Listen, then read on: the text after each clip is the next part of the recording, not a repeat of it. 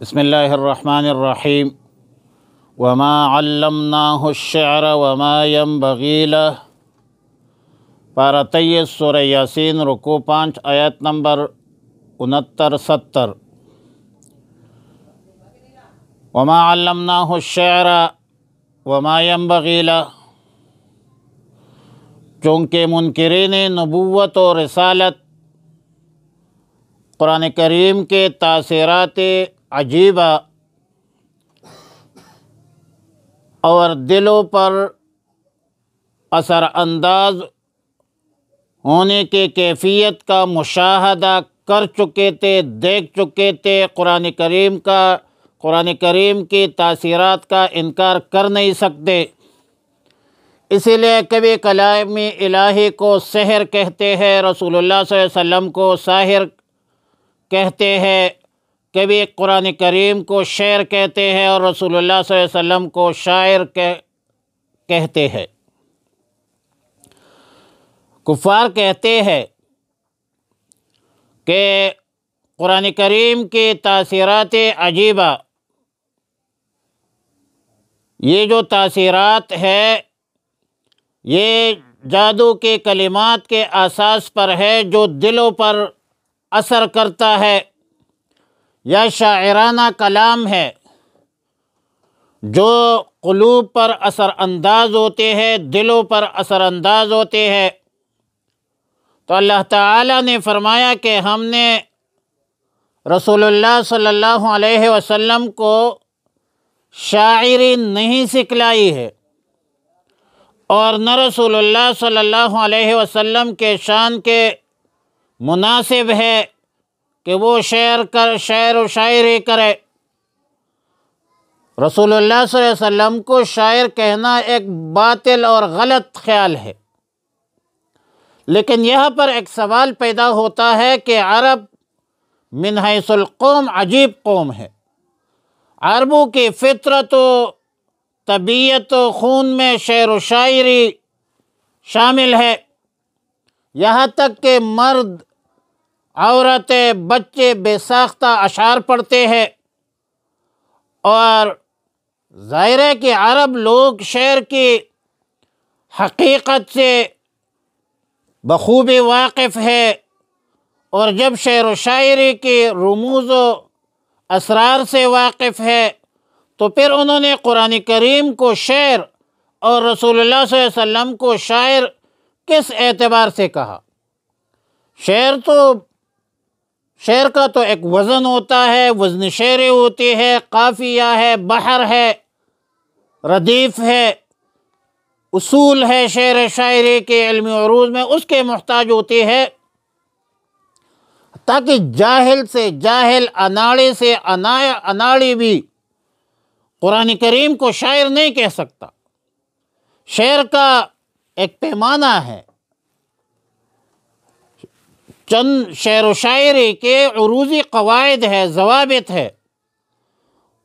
قرآن کریم کو اس قواعد ضوابط کے مطابق، عروض کے مطابق آپ شعر نہیں کہہ سکتے، تو پھر عرب کیسے کہہ سکتے ہیں کہ قرآن کریم شعر ہے اور رسول اللہ صلی اللہ علیہ وسلم کو شاعر کی نسبت کرتے ہیں؟ پھر یہ کیسے ہوگا؟ تو جواب یہ ہے کہ شعر دراصل خیالی تصورات، خود ساختہ مضامین کو کہا جاتا ہے۔ فَكَمْ حَالِمٍ حُلْمَهُ سِرًّا وَأَدْرَكَهُ الرَّوْعُ لَمَّا انْتَبَا۔ تصور میزان بادشاہ کو چرا بیدار شما فقرد دنیا ما۔ شعر خیالی مضامین، خیالی تصورات نظم میں ہوں، نثر میں ہوں۔ وہ کیا کہا تھا کہ حسن خو یو ٹکے ہو دا جوند کتاب پانونا، منگ شاعرانو تر دا اور خبر جوڑے کڑے۔ تو شعر تو تصورات اور خیالات کا نام ہے، نظم میں ہوں، نثر میں ہوں۔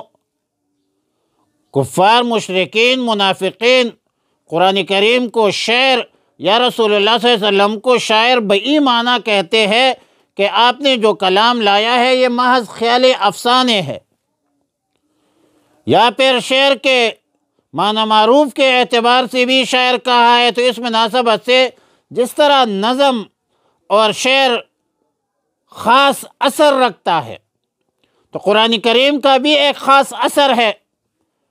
امام ابو بکر جساس رحمہ اللہ اپنی سند سے روایت نقل کرتے ہیں کہ سیدنا عائشہ صدیقۃ بنت صدیق رضی اللہ تعالی عنہا ام المؤمنین سے کسی نے پوچھا، سوال کیا کہ رسول اللہ صلی اللہ علیہ وسلم شعر پڑھتے تھے؟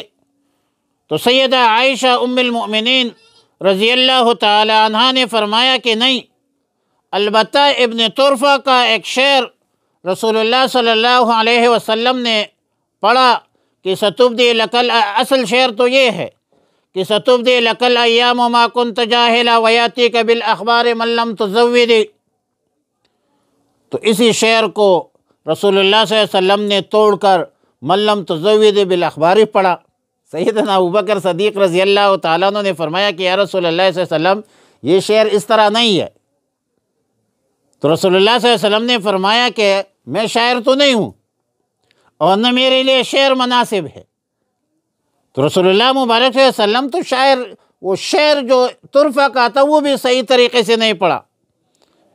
اور پھر یہ روایت کو حافظ عماد الدین ابن کثیر نے اپنے تفسیر میں، امام ترمذی نے، امام نسائی نے، امام احمد بن حنبل نے اس روایت کو نقل کی ہے۔ بعض روایات میں ہے کہ اتفاقاً رسول اللہ صلی اللہ علیہ وسلم نے ایک دو شعر موزون پڑھے تھے، بلکہ ایک دو شعر پڑھے ہوں گے، کوئی مسئلہ نہیں ہے، لیکن ایک دو تین شعروں سے کوئی بندہ شاعر نہیں بنتا۔ شعر و شاعری ایک مستقل فن ہے، مستقل علم ہے۔ وزن شعری جو ہے اس میں بہت سارے چیزوں کا خیال رکھنا پڑتا ہے، بحر کا خیال رکھنا پڑتا ہے۔ بہرحال قرآن کریم شعر نہیں ہے، رسول اللہ مبارک صلی اللہ علیہ وسلم شاعر نہیں ہے، قرآن کریم واضح نصیحت ہے، اور اسی لیے لِتُنذِرَ مَنْ كَانَ حَيًّا، ان لوگوں کے لیے جو زندہ ہو، اور وَيَحِقَّ الْقَوْلُ عَلَى الْكَافِرِينَ، اور کافرین پر یہ اس بات حق ہے، منکرین پر یہ بات ثابت ہو جائے کہ قرآن کریم اللہ کا کلام ہے، رسول اللہ صلی اللہ علیہ وسلم نبی آخر الزمان ہے، خاتم النبیین ہے، اور یہ قرآن کریم تو معجزہ ہے۔ رسول اللہ صلی اللہ علیہ وسلم، عرب تم اپنے آپ کو بڑے بڑے شعراء کہتے ہو،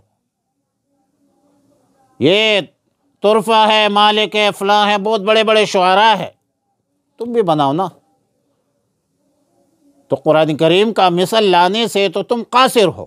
فَإِن لَمْ تَفْعَلُوا وَلَن تَفْعَلُوا فَاتَّقُوا النَّارَ الَّتِي وَقُودُهَا النَّاسُ فَإِن لَمْ تَفْعَلُوا وَلَن تَفْعَلُوا، تم یہ کام نہیں کر سکتے قیامت تک تم نے، اور پورے عالم انسانیت اکٹھے ہو جائے، لَئِنِ اجْتَمَعَ الْإِنسُ وَالْجِنُّ عَلَىٰ أَن يَأْتُوا بِمِثْلِ هَٰذَا الْقُرْآنِ لَا يَأْتُونَ بِمِثْلِهِ، قرآن کا مثل تو نہیں لا سکتے۔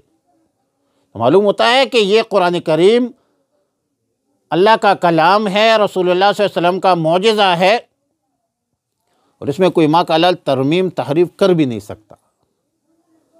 فرمایا وَمَا عَلَّمْنَاهُ الشِّعْرَ، اور نہیں سکھایا ہم نے اس کو الشعر، شعر کہنا، وَمَا يَنبَغِي لَهُ، اور نہیں ہے مناسب اس کے لیے، ان ہوا نہیں ہے یہ کچھ اور، الا ذکر النصیحت وقرآن مبین، اور قرآن واضح ہے، لِيُنذِرَ، تاکہ وہ ڈرائے، من کان حیا، اس کو جو اسے